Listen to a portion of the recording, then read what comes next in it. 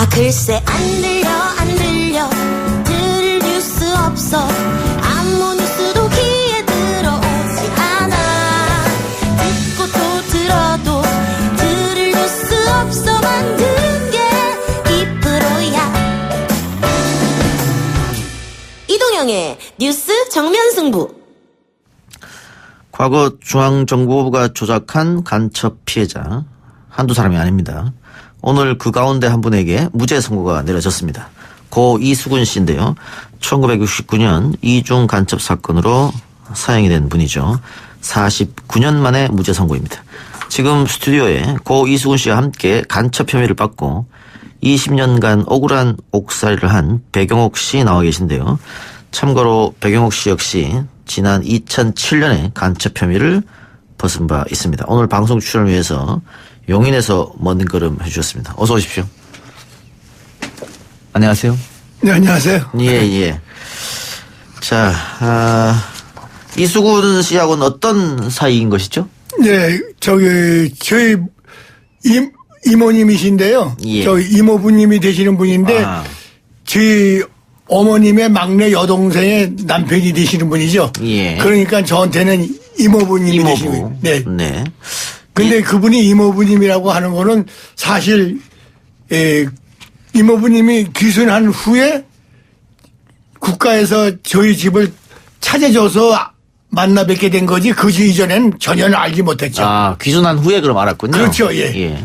그 이수근 씨가 귀순했다가 중앙정보부의 간첩 조작 사건으로 인해서 결국은 네. 사형 예. 판결 받았잖아요. 조작된 사건이죠. 그렇죠. 예, 간첩으로 조작된 사건인데 그때 당시 이제 이모부님은 진짜 자유를 찾아서 귀순을 했는데 당시 중앙정보부의 감찰실장 방준모라고 있어요. 예. 방준모라는 사람이 괴롭힌 거예요. 너 위장 귀순이지. 막 권총을 옆에다 막 쏘고 예. 구두발로 정경이를 차고 이렇게 괴롭히니까 이모부님이 회의를 느끼신 거죠. 그래서 이제 귀순하시고 여기서 장막을 해치우라는 책을 썼습니다. 예. 장막을 해치우라는 책을 썼는데 그 책이 5만 부나 발간을 했는데 이 사건 나면서 다 회수를 했답니다. 그게 이제 이모부님 원래 글을 쓰시는 분이니까 예. 기자시니까 이제 스위스나 가가지고 중립국 가서 책을 쓰려고 사실 하신 분이거든요. 그리고 우리나라 통일을 위해서 이제 책을 쓰려고 했던 것인데 전부 다 간첩으로 조작해서 예. 인간의 생명을 박탈한 거죠. 예. 그러니까 국가가 사실은 이적행위를 한 겁니다. 그렇습니다. 예. 북한에서 해야 할 일을 국가가 그걸 대신한 거예요. 그러니까 아주 잘못된 거죠. 예. 이적행위 한 거죠. 어쨌든 이수근 씨 같은 경우에는 사형 판결 받고 형장 이슬로 사라졌는데 우리 배 선생님은 왜 같이 간첩 혐의를 받으셨죠 당시에? 예, 왜냐하면은 이모부님 저는 간첩 행위한 건 없는데 예, 없죠. 이모부님의 그 여권을 이제 만들어준 거하고 뭐 이제 다른 기타 이제 심부름한 것밖에 없는데 이 중앙정보부에서 조사 받을 때 진술서를 이제 자신이 써야 되잖아요. 예. 진술서라는 건. 그런데 중앙정보부 조사관이 불러준 대로 받아쓰기 진술서를 쓴 거예요. 그러니까 전혀 중앙정보부에서 각본대로 만든 대로 다 받아쓰기 해가지고 진술한 거니까 예. 조작을 한 거죠. 예. 그러니까 이수근 씨가 그 남반으로 귀순했는데 결국은 이렇게 사람들이 괴롭히고 하니까 예.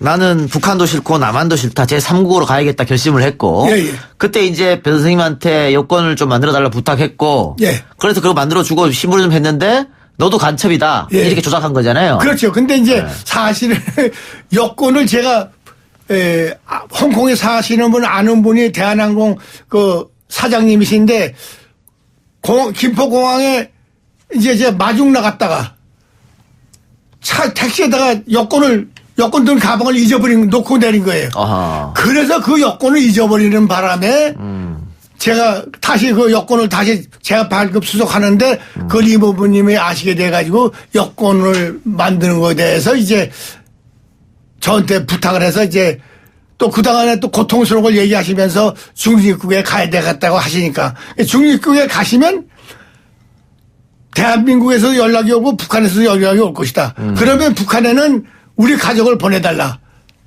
하면은 이제 가족을 보내주면 아무래도 북한보다는 대한민국이 나니까 그때는 가족을 데리고 다시 대한민국에 들어오면 처우를 더 잘해줄 거다. 예. 이렇게 얘기가 됐던 것이죠. 예. 그러면은 이수근 씨하고 같이 이제 잡혀서 예. 중정에 조사받으면서 역시 뭐 고문이나 이런 거 받으셨습니까?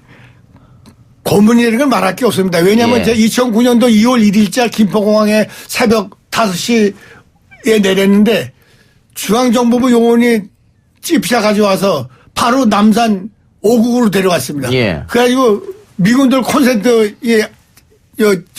이렇게 만든 집이 있잖아요. 반달같이 생긴 거. 예. 거기 들어가서 이 히로 오락이 하나 안 거치고 팬티도 안 입고 하나도 안 거치고 그 사람도 한 10명이 둘러서가지고 구두발로다가 사람을 고문을 하고 의자에다 묶어서 뒤로 제껴서 물고문하고 하여간 지금 사실 그때 당시 생각은 지금도 하기 싫은데 예. 그때는 사는 것보다 차라리 죽는 게 행복하다고 생각할 걸 빨리 죽었으면 하는 생각이었어요. 근데 빨리 죽지도 않는 거예요. 그래서 그 고문 당한 건 이름 말할 수가 없습니다. 배 선생님 지금 올해 연세가 하나입니다. 81살이십니까? 네, 예. 38년 8월 11일생입니다. 81세이신데 과거 그 고문받던 얘기하면서 다시 좀 눈시울이 붉어지셨어요? 그만큼 힘들었었던 것 같습니다. 네? 아니 지금 제 몸을 보면은 기형입니다. 야. 왜냐하면 그때 당시 그냥 그거 서류상으로 다 나타나요. 그때 당시 교도소에서 의무과에서 그 의무과장이 얘기한 거 사회병원에서 얘기한 거 다 있습니다. 예. 이게 충격에 의해서 이렇게 되고 뭐 했다는 게 그래가지고 제가 여기가 저는 왼쪽 어깨가 1인치나 작습니다. 지금. 현재 옷을 벗으면 예. 1인치가 딱 작아요. 예. 아주 기형이에요. 그리고 이 온 몸이 지금 저는 한동안은 이 약으로 살았는데 이제 약을 더 못 먹겠어요. 그래가지고 지금 뜸을 뜨는데 제 몸을 보면 아주 형편없습니다. 이 겉으로는 지금 멀쩡해 보이지만 예. 몸은 아주 형편없어요. 그 중정에서는 그렇게 고문받고 허위로 또 조사를 또 받고 했을 네. 텐데 재판정에 가서는 네. 나 고문받았습니다 할 수 있었잖아요. 근데 왜 거기 아니 검찰 예. 조사에도 사실대로 얘기할 수 있었고 예. 재판장도 얘기할 수 있었는데 예. 우리는 검찰청에 나가서 검찰 조사를 받은 게 아니라 검사가 서울구치소 소장실로 와서 소장실 옆에 방에서 조사를 받았는데 예. 중앙정보부에서 조사한 서류 가지고 물어보는 걸 아니라고 하니까 검사가 이로써 나가는 거예요. 아하. 그러면 중정 애들이 그 바깥에 설다 들어와요. 아. 그래가지고 왜 다른 소리 하느냐. 예. 그냥 중정에서 한 얘기대로 그대로 하라. 그리고 또 나쁜 짓을 하는 거예요. 그래서 거기서 그냥 받아쓰기 조서를 받은 그대로 다 할 수밖에 없는 거예요. 예. 그리고 재판장에서도 중정 요원들이 다 뺑돌러 서 있었고 뭐 전혀 다른 말을 할 수 없게끔 만들어서 아주 조작을 해가지고 그대로 그냥 한 것뿐이지 다른 건 하나도 없어요. 예. 그래서 백영수 선생님 그 복역할 당시에 연세는 어땠었어요? 그때 당시 27살 때 결혼식은 안 하고 예. 이제 아들 하나 낳고 예. 그다음에 이제 제가 이 69년도 사고 나던 해에 저는 구치소에 있는데 딸아이를 그때 나가지고 면회를 왔죠. 아하.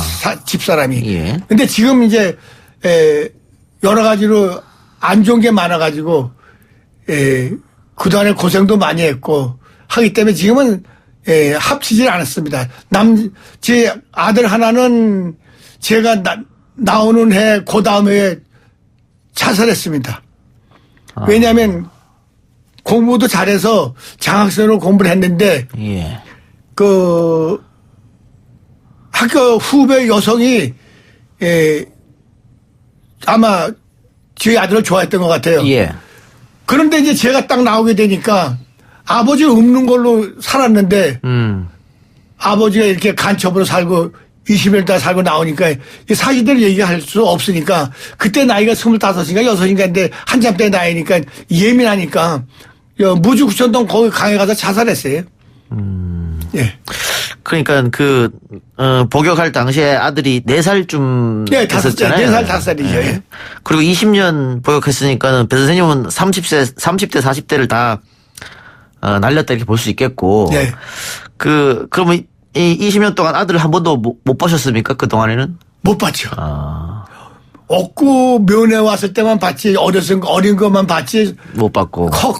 커서는 예. 전혀 못 봤죠. 그런데 남은 가족들도 그 간첩 자식, 빨갱이 아내 이러면서 힘든 삶을 살았을 것 같아요. 그리고 온 가족은 다 힘들었죠. 어머님부터 저희들 동생들도 다 그렇게 살았죠. 그때는 연좌제가 있었잖아요. 예. 연좌제가 없다 하지만 연좌제가 말로만 없는 거지 그대로 다 고통받고 경찰이 늘 찾아오고 그런 것이죠. 제가 출소해가지고도 경찰이 찾아왔어요. 그래서 경찰하고 싸맸죠, 제가. 감시하려면 나 모르게 해라. 나한테 나타나지 말고. 경찰하고도 싸맸습니다. 정복과 형사하고도요. 예. 출소하고도요. 10년 동안이나 그렇게 했어요. 따라다녔습니까? 예. 굉장히 그러니까 억울한 옥살이 하셨고 가족의 삶도 다 망가져 버렸는데 그 20년 동안 억울한 옥살이 하면서 국가도 원망스럽고 많이 원망스러웠겠어요? 그렇죠. 국가가 그럴 수가 없는 거죠. 국가가 개인의 생명과 재산을 보호할 의무가 있는데 이거는 국가의 권력에 의해서 인권을 짓밟고 생명권을 짓밟고 이건 말이 안 되는 거죠. 예, 좀 안타까운 사연입니다. 그러면 출소는 89년에 하셨습니까? 네, 89년도 12월 23일에 했습니다. 예. 21년, 그러니까 만 20년 11개월이죠. 거의 21년 사셨네요. 예, 예. 출소하고 그러면은 억울함을 풀려고 그때부터 재심을 받기 위해서 그렇죠. 뛴 겁니까? 예. 네, 그때부터 이것저것 많이 조언도 받고 하고 해가지고 하다가 2005년도 7월 13일째 제가 재심을 청구했습니다. 예. 과거사위원회 생기기 전에. 그 접수해가지고 그해 12월 1일 날 과거사위원회가 생겼습니다. 예. 그래서 또 과거사위원회에다 또 제가 신청을 했죠. 그래서 과거사위원회에서도 다 그때 당시 수사관서부터 판사 변호사 안 조사한 거 없이 싹 조사했고 저는 2008년도 12월 19일자 무죄 판결을 받은 것이죠. 늦게나마 네네. 진실이 밝혀진 게 다행스러운데 그러면은 재심 끝나고 나서 국가를 네. 상대로 손해배상 청구 소송 또 따로 하셨습니까? 그렇죠. 형사소송 했고 민사소송 했고 두 가지 다 했죠. 예. 결과는 어떻게 됐나요? 21년 동안 형사 보상은 10억. 예. 네. 그리고 이제 민사도 또 10억. 그래서 한 20억 받은 거죠. 아, 다행스러운데 따님은 요즘은 안 만나세요? 예, 요새 만나지 않습니다. 그렇군요. 네. 왜냐하면은 예.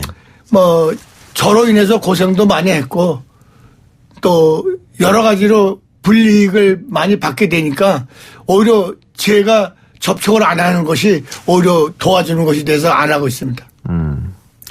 중정은 왜 이모부를 간첩으로 몰려고 했을까요? 그거는 이제 그때 당시 중앙정보부 김영욱이가 자기가 이것을 조작하지 않으면 자기가 오히려 잘못될까봐 그래서 조작을 한 것이죠. 왜냐하면 중위급으로 만약 갔다면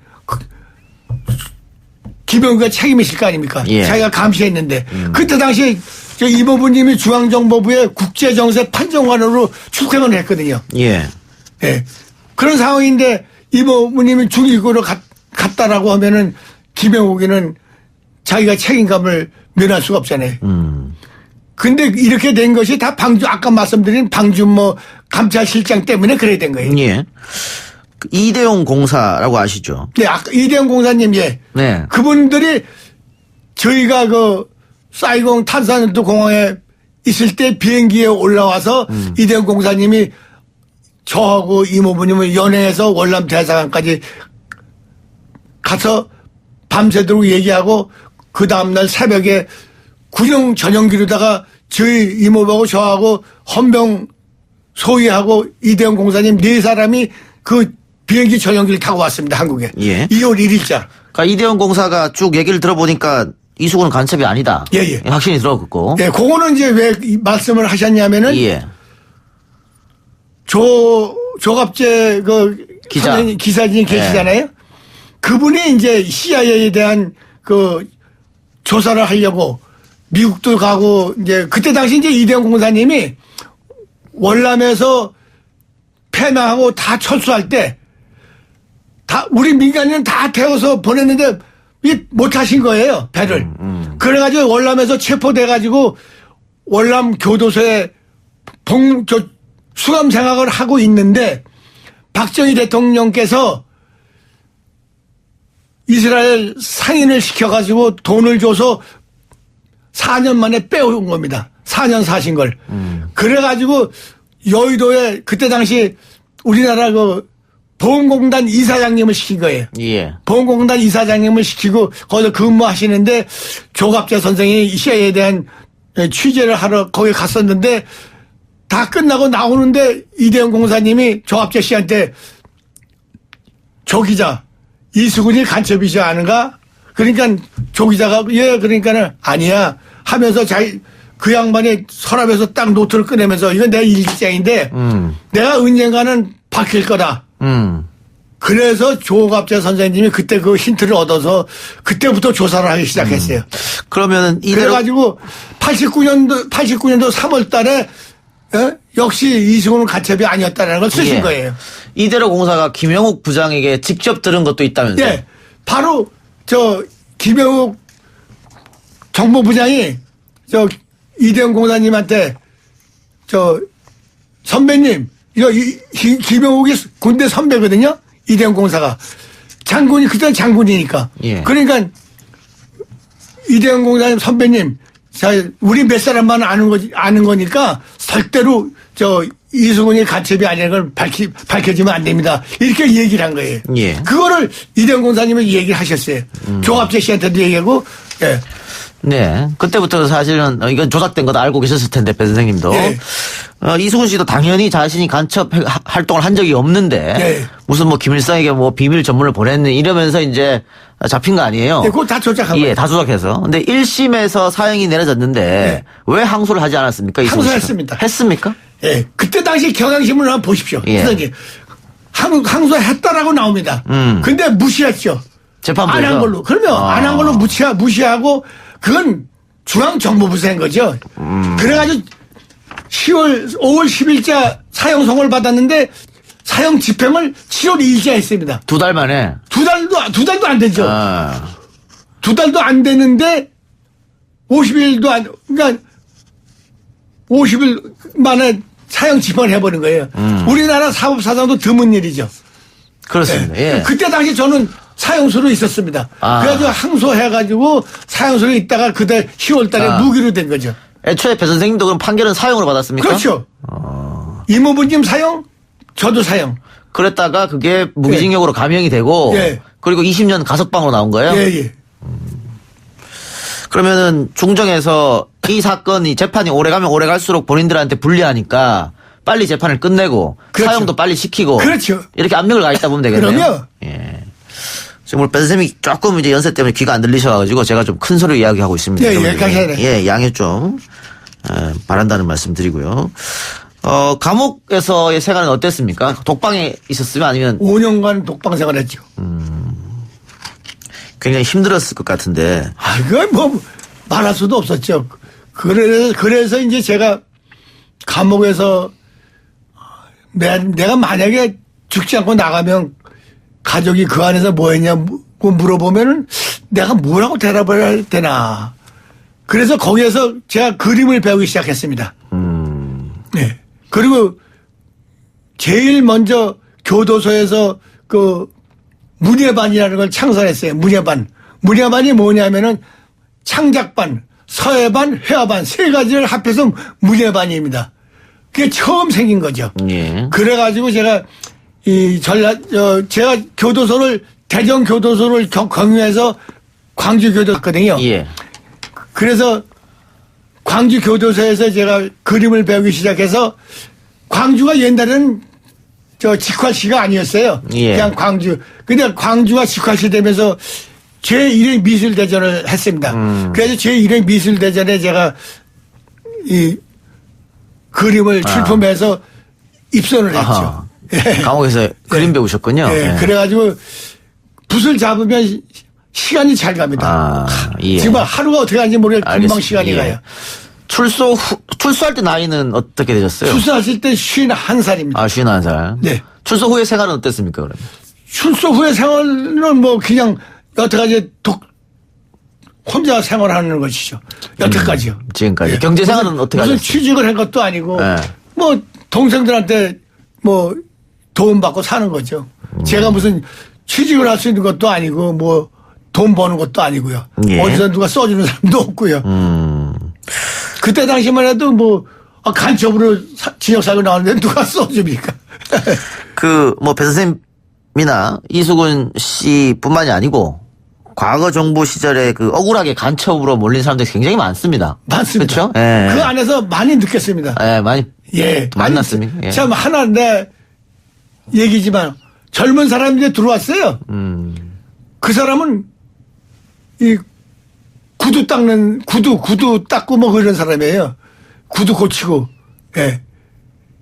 그런데 그 사람은 젊은 사람인데 진영을 들어왔어요. 쓱 이제 물어보니까 자기 단골 손님이 예? 미싱 참 구두도 해주고 미싱도 하는 거예요. 자동차 예. 미싱 옷 꼬매 그런 거 기술자예요. 근데 이제 어느 옷 수리한 미싱을 많이 있는데 사장이 외상값을 많이 진 거예요. 미싱 예. 수리비를. 그런데 어느 날 이제 곤치러 가가지고 이 미싱에는 북이 들어가잖아요. 북이라는 게 있어요. 예, 실 예. 잡는 거 북. 그 이제 이 젊은 사람이 이 사장한테 자기가 가지고 있는 요 북이 더 좋다고. 예. 근데 이 사장이 신고를 한 거예요. 이 북이 더 좋다고. 아. 이 북이 더 좋다고 신고를 했어요. 그래가지고 1년 6개월을 받았어요. 아. 예. 그런 참 어처구니 있는 일이 다 있었어요. 웃지 못할 일이네요. 예. 네. 그런 일까지 다 있어가지고 그때는 이 조작한 게 많아요. 예. 강원도 예, 배 예. 타는 사람들도 어부들 그렇죠. 예. 조작해가지고 예. 거. 알겠습니다. 예. 예. 그때 당시 아주 조작 간첩이 엄청 많았습니다. 예. 선생님 감옥 가시기 전에 어떤 일을 하셨어요? 저는 이 모든 기계를 고칠 줄 아는 엔지니어였습니다. 아하. 예. 뭐 자동차뿐만이 아니라 뭐 기계는 거의 손을 다 댔거든요. 그래가지고 미 1사단에 근무를 했거든요. 그 미 1사단이 월남에 그때 있었어요. 그러니까 미 국방성 군속으로 그레이드 11, 11등급. 그래가지고 이제 미 1사단에 파견돼서 근무를 했는데 그전에는 미 1사단에 가기 전에는 MIK라는 민간의 회사가 있었어요. 그런데 거기서 옮겨가지고 이제 미군 부대에 들어간 거죠. 예. 그러다가 이제 여동생 결혼식에 나왔다가 처음 이제 이모분이 저희 집 차서 알게 됐고 만나서 제가 여권을 잃어버리는 바람에 이런 그렇게 일이 됐군요. 생긴 거죠. 예. 예, 억울한 옥살이 또 오랫동안 하셨고 그랬는데 어쨌든 본인도 재심에서 무죄가 났고 이모부도 이제 무죄가 났잖아요. 네. 다 진실이 밝혀졌는데 어떤 생각이 드십니까? 이제 밝혀졌는데 이제 돌아가신 이모부님 영혼이라도 예. 참 저 세상에서 이 소식을 참 아시게 된다면 얼마나 기뻐하실까 하는데 사실은 지금 제가 이모부님 시신을 찾으려고 서울구치소장 법무부 장관한테 탄원을 내고 다 했는데 세상에 우리나라의 법이 잘못된 거죠. 사형 집행을 했으면 처형에 그때 당시 당연히 살고 있었는데 서형한테 연락해서 인도하를 해가라고 했어야 되는데 시신을 인도했어야 되는데 하지 않았다는 안 겁니까? 했죠. 예. 그리고 수용자 공동묘소에다가 지금 벽지에다 모셔놓은 거예요. 예. 근데 그게 275구를 한 대 해놓은 거예요. 아하. 그래 내가 그럼 그걸 275면 각각 하나씩 해서 250개 한 거냐. 그러니까 다 섞어서 했다는 거예요. 그게 말이 안 되는 거죠. 그 유해를 못 찾고 있네요. 그 유해를 찾지를 못하는 거예요. 예, 알겠습니다. 아주 선생님, 잘못된 겁니다. 예, 오늘 저희한테 허락된 시간이 얼마 없어가지고요. 예. 오늘 인터뷰 여기서 마치고. 예, 아유, 감사합니다. 다음에 시간을 더 길게 한번 내도록 하겠습니다. 네, 감사합니다. 예. 예. 자, 무죄 선고가 내려진 위장 기순간첩 이승훈 사건 피해자 백영욱 선생과 인터뷰였습니다. 고맙습니다. 아유, 감사합니다. 예, 수고하셨습니다. 3부 수사 마치고요. 4부 국벤져스 민주평화당 이용주 의원과 함께 돌아오겠습니다. 뉴스 신동 이 작가와 함께하는 비포장 뉴스 해학 뉴스 정면 승부.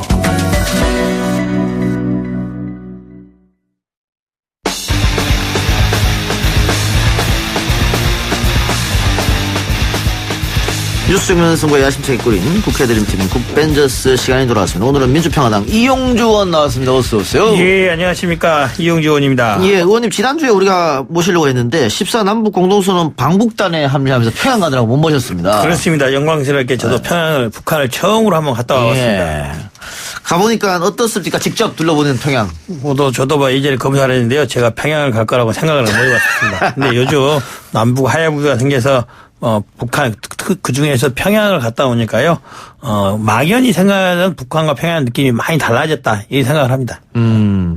그 북한의 정치인들하고도 만남이 있었습니까? 예, 가니까 여러분들 많이 물어보더라고요. 김정은 위원장 만났냐고. 근데 못 만났습니다. 예. 김영남 상임위원장 만났냐고 못 만났습니다. 단지 오늘 이번 행사는 정부 간 행사가 아니라 예. 14 공동선언에 대한 11주년 기념식 노무현 재단에서 주최를 하는 행사에서 예. 비중 있는 정치인보다는 그 행사에 관련돼 있던 14년 관련돼 있던 단체적 민화협이라든지 통전부 이런 쪽 사람들하고는 만나서 이야기를 있었죠. 혹시 남북 국회회담이나 이런 얘기는 나눴습니까? 있었습니다. 원래 이제 남북 국회회담이라는 거는 판문연설 평양선언에서도 올해 중에 하기로 약속이 돼 있던 부분이기 때문에 예. 아니 구체적으로 언제 할지 남쪽에서 할지 북쪽에서 할지는 아직 확정 안 됐으나 북쪽에서도 할 생각은 갖고 있더라고요. 강경화 장관의 오이사 조치 해제 검토 발언 때문에 여야가 지금 시끄럽습니다. 이 의원 어떻게 생각하세요? 예, 일부 언론에서는 이해찬 대표와 강경화 장관이 짜고 하는 거 아니냐, 속내를 들킨 거 아니냐 했는데 예. 저거 전체적으로 보면은 오이사 조치 해제라기보다는 어쨌든 남북 관계가 북미 관계에 연계돼서 진전되어 한다면은 정부 간에서 각자 자기 부처에서 필요한 건 준비를 해야겠죠. 그것은 꼭 오이사 조치 해제하고는 무관하게끔 남북 화해 문제라든지 향후 예정될 일 하나하나 준비하는 그 단계라고 말하는 것을 강경화 장관이 마치 정부 차원에서 오이사 조치가 미리 예정돼 있는 듯한 말은이다. 좀 약간의 와정과 실수가 있었다. 저는 그렇게 봅니다. 예. 남북이 화해 문제가 평화롭게 계속 이어지고 핵도 지금 없어지고 한다면 결국은 유엔이나 미국에서 한 제재도 없어질 것이고. 그렇죠. 오이사 조치도 해제되는 거 아니겠어요? 그렇습니다. 그래서 언제 될지는 모르겠으나 네. 책임 있는 정부로서는 미리미리 준비하는 자세는 필요하다. 그것을 강경화 장관이 좀 어떻게 오버라 그럴까요? 좀 앞서서 말한 거다 이렇게 봅니다. 예. 필요한 자세라고 봅니다. 예. 의원님 지금 산자위 소속인데. 예, 그렇습니다. 백종원 대표가 참고인으로 나올 예정. 예, 그렇습니다. 백 대표를 왜 부르신 겁니까? 국감에? 저도 깜짝 놀랐습니다. 불렀는데요. 어제 언론에서 여러 가지 이유가 있어서, 역시 백종원 대표가 인기 스타구나라는 생각을 했습니다. 백종원 대표를 불러 특별히 이제 많은 관심을 갖고 있기 때문에 좀 더 이제 위시화 시킨 건데요. 현재 저희들 자영업자 특히 음식, 요식업에 대한 자영업자들이 많이 이제 새로 나오지 않습니까? 퇴직하고도. 그런데 그런 자영업자들이 1년 내에 대개 7, 80%가 망하고 있어요. 예. 또 최근에 박정훈 대표가 그런 골목 상권 해가지고 막 방송에 하고 있지 않습니까? 프로그램 TV를 하고 있죠. 지도를 하고 있는데 직접 다녀보면은 왜 망하는지 그리고 망하지 않기 위해서는 어떠한 정책적 그게 필요한 것인지를 물어본 거죠. 백종원 대표가 사실 식당 하면서 여러 번 망해보기도 했고 지금은 엄청나게 크게 성공한 사람 아니겠습니까? 국회를 그냥 의견 정치 차원에서 불렀다. 그렇습니다. 그래서 정책에 대해서 현재 현 정부가 이 자영업자에 대해서 여러 가지 지원 대책 내세우고 있으나 예. 효율성이 있는 건지 보다 나은 대책 마련에 대해서 어떠한 정책 제안이 있는지 그런 걸 한번 들어보기 위해서 불렀습니다. 내일 아마 특별한 일이 없어 나와서 이야기할 것 같습니다. 그럼 뭐 불러서 뭐 다른 사람들 망신 주기 이런 건 아니란 얘기죠? 전혀 아니고 제가 백종원 대표 굉장히 좋아합니다. 그래요. 그 백종원 대표 식당 중에서 여러 가지 식당들 제가 음식도 자주 사 먹고 합니다. 예. 그러면은 의원님이 생각하기 현 정부의 그 골목 상권 살리기라든가 자영업자 대책은 어느 정도 점수를 줄 수 있을까요? 저는 현 정부가 열심히 노력하고 있죠. 골목 상권 살리려고 노력을 하고 있는데 결과적으로 효과를 발휘 못하고 있는 것도 맞지 않나라는 생각을 합니다. 그래서 일부러 못하려고 한 건 아니겠으나 결과가 잘못 나오면은 원인 분석해야 되고 진단 다시 해야 되고 대책 새로 내놔야 된다 이래 봅니다. 예. 지난 10월 1일 국회 수소경제 포럼이 출범했다고 하는데요. 이용주 의원도 이 수소 산업에 관심이 많다고 하는데 그렇습니다. 수소 산업이 뭐죠?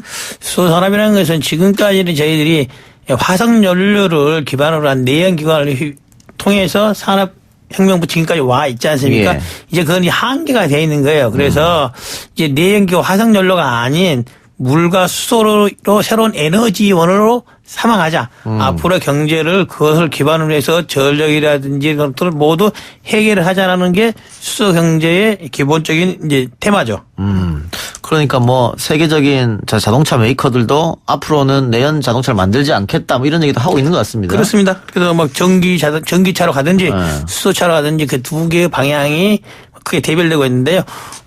어쨌든 저희 나라 입장에서는 자동차 산업에 있어서 중요성도 있지만은 전기차, 수소차 어떻게 될지 모르니까 둘 다 일단 열심히 다 해봐야죠. 그러면은 수소 산업에서 핵심적인 것은 수소차라고 보면 됩니까? 그렇죠. 수소차 왜 그러냐면 이제 가장 널리 이 인프라가 확보돼야 되고 국민들한테 사람들한테 필요한 게 차 아니겠습니까? 운동수단. 예. 그래서 일단 수소차 형식으로서 어떻게 자동차 산업과 연결시킬 것이냐 이게 가장 크죠. 예. 그거는 뭐 사실은 이 돈도 많이 들어가는 산업일 테고 장기적으로 좀 바라보면서 해야 되지 않을까요? 그렇습니다. 지금 당장 저희들이 수소 포럼을 하는 것은 올해 내년 1, 2년 안에 10년 안에 이걸 결론을 내자는 그런 취지가 아니고 예. 향후 30년, 40년, 50년을 보고 향후 에너지의 방향이 바뀔 수밖에 없는 것이고 내연 기관을 계속 쓸 수는 없다 더 이상. 그렇기 때문에 그 인프라를 갖추는 차원에서도 그다음에 수소를 어떻게 확보할 것이냐 그런 기술을 확보하는 차원에서도 지금 시작해야 된다. 그래야지만이 그때가 되었을 때 우리나라도 수소 경제로서는 선두그룹에 속하는 그런 것을 바라보고 있는 겁니다. 예. 또 하나 지금 산자위에서 고향 조이소 화재에 대해서 들어보는 걸로 알고 있는데 많은 분들이 이 화재 스리랑카인을 희생양 삼는 거 아니냐 이런 얘기가 많이 있던데. 그렇습니다. 어제 그래도 저희 국감에서도 그런 점을 지적을 했었죠. 이거 단순히 외국인 노동자의 단순 실수인데 마치 그것 때문에 조이소가 폭발된 것처럼 어떻게 보면 뒤집어씌우는 책임을 전가하는 모습을 보이면 안 된다 했더니 어제 검찰에서 적절히 판단해서 영장을 기각을 했습니다. 물론 스리랑카인 때문에 풍둥에 불이 켜져서 간 건 맞죠. 그런데 풍둥에 불 붙어서 잔디밭에 떨어졌다고 저기서 폭발한다는 것은 풍둥 때문이라보다는 그런 사정이 생길 때 제대로 관리하지 않고 안전관리를 수칙을 어긴 그게 더 근본적인 문제가 있는 것이죠. 지금 전국에 저기서도 여러 개 있고요. 저희 지역군 여수 화학산업단지만 해도 공장들이 쭉 펼쳐 있는 거 아니겠습니까? 예. 마치 요즘 하늘에 풍등도 떠다니면 요즘 드론도 왔다 갔다 많이 하는 시대인데 이런 식의 사고를 해서 폭발이 일어난다 시작하면은 어떻게 마음 놓고 다닐 수 있겠습니까? 예. 근본적인 대책이 필요할 텐데. 예. 아마 국감장에서 더 들여다보리라고 여겨지고요. 의원님 지역구 여수 아닙니까? 예, 그렇습니다. 예. 여순 사건 특별법을 제정해야 된다는 얘기가 나오고 있다고 하는데 어떤 의미에서 이런 얘기가 나오고 있죠? 예, 올해 여러분들이 이제 여순 사건에 대해서는 많이 안 들어보셨지만은 제주 4.3 사건 이것에 대해서 많이 들어보셨습니다. 그리고 올해가 제주 4.3 사건 70주년이라는 말을 들어보셨을 거예요. 근데 여순 사건도 제주 4.3 사건이 생긴 이후에 4.3 사건으로 인한 소요를 진압하기 위해서 여수에 주둔했던 군대가 14연대가 있습니다. 예. 그 군대에게 제주 4.3 사태를 4.3 사건을 진압하기 위해서 출동을 하고 했는데 그 군인들이 동족 상잔을 할 수 없다. 동족을 죽일 수 없다. 그런 기치와 그다음에 미군을 철수하라. 이런 두 개의 기치를 걸고 정부의 지시를 부당한 명령을 거부를 했죠. 예. 그러니까 제주 4.3 사건의 관련자들 진압하라 이렇게 명령이 내려왔는데 아니 내가 국민의 군대인데 국민이 세금 준 거 가지고 이렇게 준비하는 군대인데 어떻게 자국 국민한테 총불을 겨누냐 그렇습니다. 못한다.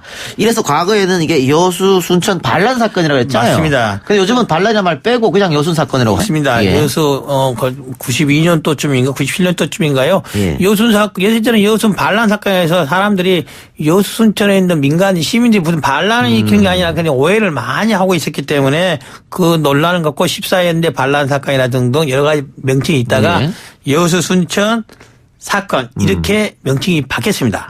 바뀌었는데 지금은 이제 제주 4.3 사건처럼 특별법 형태의 법이 여수에는 없어요. 여수 사건에 대해서. 그래서 아직도 관련된 진상규명이라든지 명예회복들이 제대로 이루어지지 않고 있습니다. 물론 그 전에 진실하여인에서 일부 조사가 있었으나 기간이 짧아서 나머지 부분들에 대한 조사가 미진해 있어서 특별법을 만들어서 밝혀지지 않은 역사의 진실을 밝히고 희생자에 대해서 위령을 하고 필요하다면 배상 보상도 해야 된다. 이런 점을 담고 있는 거죠. 그러니까 여순 사건 당시에 가담했던 사람들에게는 이 빨갱이 프레임을 그렇죠. 씌웠잖아요. 그래서 그 그렇습니다. 이후로는 피해자가 피해자라고 말도 못하는 실정이었었는데 그걸 특별법으로 좀 바로 잡아보자 이 말씀이죠. 그렇죠. 이 사람들은 역사의 희생자고 자우익과 상관이 없는 일이다. 역사 희생자다. 당시 국가의 성립기에 있어서 국가의 폭력에 항거한 민주주의의 시발점이었다. 이것을 받고 싶은 거죠. 그런 평가를. 그러면은 최우선적으로 해야 될 것은 그 진실이 어떻게 됐는지 진상규명을 해야죠. 진상규명을 먼저 해야 될 그렇죠. 거고. 예. 그다음에 피해자 명예회복. 그렇습니다. 마지막으로는 위령사업이라든지 배 보상을 해야 되는 거죠. 보수주의자들 반발 없을까요? 물론 이 지난 정부에서는 국방부에서조차 당시에 무고한 희생이 없었다라고 발표를 예. 했었는데 이번 문재인 정부 들어서서 그런 입장이 많이 바뀌었죠. 많이 예. 바뀌어서 해당 부처에서도 저희들이 입법하는 데 대해서는 크게 문제 삼지 않고 중요한 것은 이제 당시의 사건 자익 우익 난에 싸웠던 그 당사자들이 뜻을 하나를 모아서 그 당시 진실을 밝혀내자는 것만 된다고 한다면은 입법을 하는데 큰 어려움은 없지 않을까. 어쨌든 올 국회 이제 저희 임기 내 국회인 20대 국회 내에서까지는 꼭 입법을 완료할 생각입니다. 법안이 발의는 됐습니까 지금? 발의됐습니다. 자유한국당 의원들은 어떤 얘기 하던가요 여기에 대해서? 자유한국당 의원도 일부 동의하신 분도 있고요. 뭐 특별히 아직 의견을 개진하지 않는 분도 있습니다. 좀 입법이 조금 더 어느 정도 법안 심의가 궤도가 올라오면은 그때쯤에는 의견을 밝히지 않을까 싶습니다. 예. 이해찬 민주당 대표 이번에 함께 갔다 오셨죠? 그렇습니다. 예. 그런데 거기서 이제 한국 기자들과 이야기하면서 국가보안법 뭐 개정에 대해서 얘기한 것 같습니다. 그래서 예. 논란이 좀 됐고, 근데 이번에 정의당이 또 종전선언과 함께 국법법 개정안을 제출하겠다 이렇게 얘기를 했거든요. 국법법에 대해서는 또 검사 출신이니까. 예, 제가 뭐 정의당의 윤수아 원내대표 좋아합니다. 좋아하고요. 국가보안법 이제 개정안이 결국에는 폐지 법안을 내겠다는 거죠. 예. 그것도 단서도 붙였어요. 이게 종전선언 등이 이루어지면은 남북 평화 상태가 되면 하겠다는데 저는 기본적으로 동감합니다. 지금쯤은 국가보안법 폐지 법안 나와도 무방하다고 봅니다. 만약에 윤수아 의원이 그런 뭐 종전선언과 함께를 한다는데 그 전이라도 같이 이 법안 발의한다면 같이 발의자로 할 생각입니다. 아, 그렇습니까? 예. 그 국법법이 없어도 지금의 형사법으로 또 다 처벌할 수 있다 얘기하던데. 예. 그렇습니다. 뭐 예를 들면 국고법으로만 간첩이 처리되는 게 아니라 형법이라든지 기타 법률을 충분히 처리할 수 있는 법들이 있어요. 그런데 국가보안법으로는 너무나 행위가 모호하고 범위가 넓어서 그렇지 않아야 할 부분들이 많이 들어가 있어요. 예전에는 국법법 여러 번 개정을 했거든요. 그럼에도 불구하고 아직도 독소 조항들이 많이 남아있어요. 이제는 그게 거의 필요가 없다. 사실상 그리고 국법법으로 처리 안 해도 일반 형법상으로도 충분히 처리할 가능한 법률이 있기 때문에 그럴 필요는 없지 않나. 사실상 사문화됐다 이거 본 것도 맞죠. 그래 이제는 논의할 필요성이 있다. 그렇습니다. 알겠습니다. 최근 보도를 보니까 말이죠. 김경진 의원, 이용주 의원 민주평화당 탈당 가능성이 있다. 이런 보도가 많이 나오던데. 그러니까 추석 전에 그 말이 나와서 일부 상당히 와전됐다고 말을 했음에도 불구하고 추석 끝나자마자 또 다시 언급이 되고 아니라고 또 있는데 또 다시 그렇게 말이 나오는 걸 보니까 김경진 의원과 저가 빨리 탈당을 바라는 사람들이 그렇게 많은가 싶은 그런 생각도 듭니다. 낮은데 지금은 김경진 의원과 몇몇 초선 의원들이 그런 논의를 하면서 탈당 논의를 했던 게 아니라 향후 정계 개편이 어떻게 될 것이냐, 향후 정치 방향이 어떻게 될 것이냐, 선거법 개정이 되긴 될 것이냐, 만약에 안 되면 어떻게 할 것이냐, 이런 것들을 간단히 편하게 티탄자에서 이야기를 했던 거는 맞아요. 그래서 그 자리에 나왔던 것이 적어도 올 12월까지는 선거법 개정이 돼야 되는 거 아니냐, 그거 제대로 안 되면은 뭐 옛날처럼 다시 양당제 돌아가는 거 아니냐, 그러면 합당이든지 탈당이든지 여러 가지 정계 개편 모습이 나타날 수밖에 없지 않냐라는 말이 있었죠. 그래서 일부 사람들은 그럴 거면 빨리 하자는 사람도 있었고 저 같은 경우는 그때까지 기다려서 결론을 보고 합당을 하든 탈당을 하든 정계 개편이든 그때 논의해야 되는 게 맞다라고 말을 했는데 김경진 의원과 제가 탈당한다는 말이 나와 있어서 지금 이 자리를 빌어서 말씀드립니다. 12월 전에는 탈당 없습니다. 12월 이후에는 탈당이 있습니까? 그때 논의 아까 말했던 선거법 개정이라든지 정계 개편의 방향이 보고 필요하다면 탈당도 할 수 있지 않을까라는 생각을 합니다. 아직 지금은 좀 와전됐다 말이. 그렇습니다. 네. 그런데 어쨌든 지금 뭐 정동영 대표 그러니까 지도부하고 그 초선 의원들 사이에 간극이 있다 이런 얘기는 좀 있잖아요.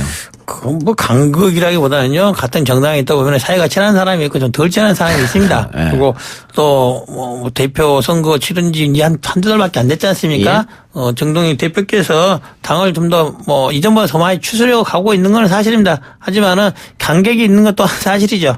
잘 될 거라고 봅니다. 그 정동영 의원이 대표가 되고 나서 민주평화당이 좌클릭하고 있다 이런 주장에 대해서 어떻게 생각하세요?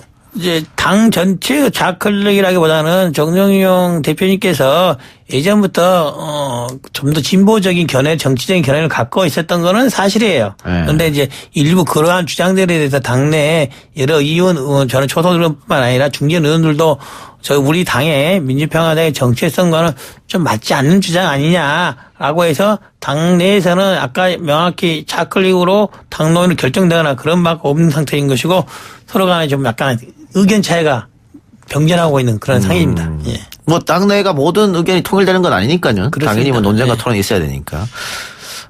그런데 박지원 의원이 그 탈당 얘기 나오면서 아직 때가 아니다 이런 얘기 했다고 하는데 그건 박지원 의원하고 조금 어떤 공감이 있었습니까? 공감이? 공감이 있은 게 아니고요. 하도 이런 말들이 많이 나오니까 예. 박 전 대표가 한번 불렀어요. 밥 한 점심 먹자고 갔더니 예. 저도 부르고 김경진 의원도 불러서 그 자리에서 이러저러한 말이 많이 나오는데 예. 그런 뜻은 알겠으나 지금은 그럴 계제가 아니고 지금 국감도 앞두고 하니 자기 국회의원으로서 소임을 다 하는 게 맞고 정계 개편이 필요하고 한다면은 그러할 명분이나 시간들이 있어야 되는 것이고 또 박 전 대표님의 여러 가지 정치 경험상 그것은 그때에 이르렀어야 하는 것이지 지금은 본인의 감으로서는 아니다. 라는 그런 취지의 말을 하셨죠. 말렸다고 보면 됩니다. 예, 어쨌든 뭐 조금 12월 지나서 정계 개편이나 뭐 이런 걸 좀 보고 결정하신다고 하는데 그래서 너무 앞서간 얘기일 수도 있습니다만은 그러면 어떻게 다른 당으로 들어갈 생각이십니까? 아니면은 무소속으로 남을 생각이십니까? 탈당을 하게 되면은 모르겠어요. 제가 가고 싶은 당이 있어서 바로 간다고 갈 수 있다면 갈겠죠. 그게 예. 탈당을 해서 갈지 합당을 해서 갈지 예. 어떤 형식으로 모르는 것이고요. 무소속으로 있다가 또 정기 개편이 어떤 방향이 이루어지면 그 방향에 예. 따라서 갈 수도 있고 그건 알겠습니다. 그때 봐서 결정해야 되지 않을까 싶습니다. 코트라 방산교육지원센터장이 산자부 공무원 쉼터로 전락했다고 이영주 의원이 지적했다고 하는데 예, 이거 어떤 내용이죠? 그렇습니다. 코트라 방산지원센터, 방산교육지원센터 상이 있는데요. 산자부 직원들이 방사물질에 대해서 그렇게 많이 알지 않지 않겠습니까? 방사물질에 대해서. 그런데 향후 2010년 동안에 보통 한 2개월, 3개월짜리 센터장이 여러 명이 있었어요. 3명, 4명 중 2개월, 3개월 하다가 바뀌는 거예요. 6개월 이내에 바뀐 사람도 여러 명 되는 거예요. 예. 1년 이상 넘은 사람이 10년 동안 2명 정도밖에 없었다는 거예요. 뭐 말이냐. 어떻게 보면은 방사물자에 관련된 전문적인 지식 이런 게 없는 사람이 이런 산자부에 근무했다는 그걸로서 그 자리에 가 앉아 있는 거죠. 가 앉아 있다가 좀 있다가 다른 자리 생기면은 가버리니까 그 자리에 비어있고 또 다른 사람 오고 그러니까 전문성이 확보가 안 된다. 그래서 어떻게 보면은 산자부 직원들의 갑질이라고 볼 수도 있고 그런 형식이 될 수가 있죠. 적절치 않죠. 1년 이하 재직자가 10명에 이르렀네요. 그렇습니다. 그렇기 때문에 네. 그런 문제 예. 지적하신 것 같고요. 마지막으로 올해 안에 선거제도 개편 가능하겠습니까? 이거 꼭 돼야 되는데요. 네. 정의당하고 저희 민주평화는 열심히 노력하고 있는데 솔직히 말씀을 드리면은 민주당과 자유한국당이 반대해서 안 될 것 같아요. 아니 대통령도 찬성했잖아요. 대통령 저는 문재인 대통령은 진심으로 예. 원한다고 봅니다. 근데 민주당은 자꾸 자유한국당 핑계를 내죠. 자유한국당 반대하니 안 된다고 하고 있는데 내심은 민주당도 반대하는 거 아닐까. 자유한국당이 뭐 이렇게 당리적인 이익이기 때문에 그럴 수는 있는데 저는 민주당이 조금 더 전향적인 생각을 해야 된다. 예. 언제라도 이런 선거제도 개편을 하려면 지금이 적기인 건 맞지 않겠습니까? 일부 민주당이 약간 손해보는 한이 있더라도 지금의 선거제도 개편안을 받아들여야 된다. 민주당의 좀 각성을 촉구하기보다는 좀 부탁을 드립니다. 꼭 좀 양보해서라도 선거제도 개편할 수 있도록 도와주셨으면 합니다. 민주당이 야당일 때는 개편 주장했단 말이죠. 그랬죠. 예. 지금도 말로는 예. 선거제도 개편 찬성한다고 말을 합니다. 예. 그런데 자유한국당의 양보를 이끌어내기 위해서는 자유한국당은 반대하니까요. 자유한국당의 반대해서 찬성을 이끌어내기 위해서는 민주당이 뭔가 양보를 해야 되는데 양보안을 안 되면서 자꾸 자유한국당 양보를 하면은 사실 못한다는 말하고 똑같지 않겠습니까? 그래서 민주당이 진정한 양보 없이 그냥 선거제도 개편에 찬성한다는 그런 말만 갖고는 진정성이 있다고 보기는 어렵죠.